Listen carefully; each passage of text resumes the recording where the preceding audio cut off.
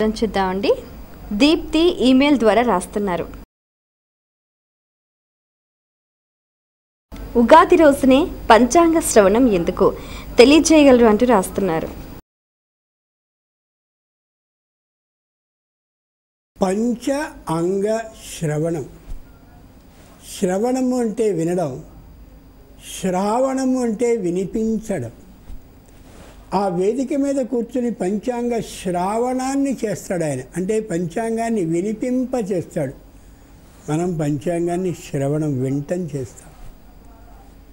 కారణం ఒకటే, పంచాంగంలోనూ జ్యోతిషంలో ఏదుందో అలాగే జరుగుతుంది అనేటటువంటి ఏ విధమైనటువంటి మాట లేదు.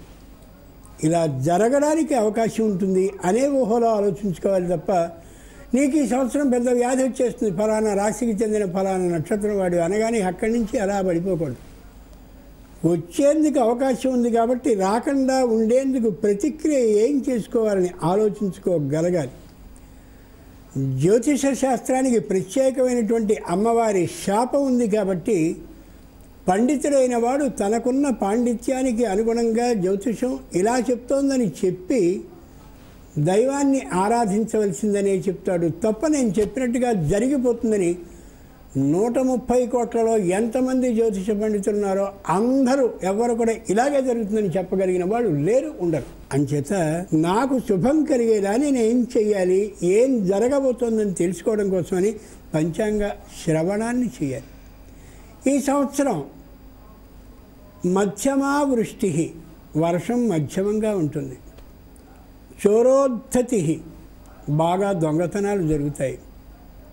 అలాగే సస్యం, పంట తక్కువగా కురిసే అవకాశం ఉంది.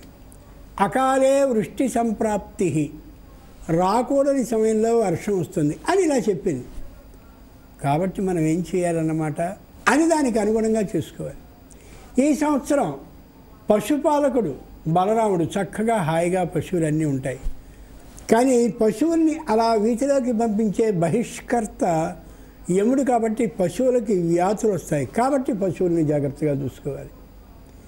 ఈ సంవత్సరం శని మనకి అధిపతిగా ఉన్నాడు, వక్రగతి కలిగినటువంటి వాడు కాబట్టి ప్రతిదానిలోనూ ఒక చిన్న మార్పు జరుగుతుందని ఆలోచించుకొని మార్పు జరగకుండా ఉండేలా మనని మనం సరిదిద్దుకోవాలి. అలా పంచాంగాన్ని చెప్పేటటువంటి ప్రతి విషయాన్ని కూడా మనకి అనుకూలంగా ఎలా చేసుకోవాలో దానికి అనుగుణంగా ఆలోచన చేసుకోవాలి తప్ప, ఇలా జరిగిపోతుందిట అని చెప్పి భయపడుతూ కూర్చోకూడదు.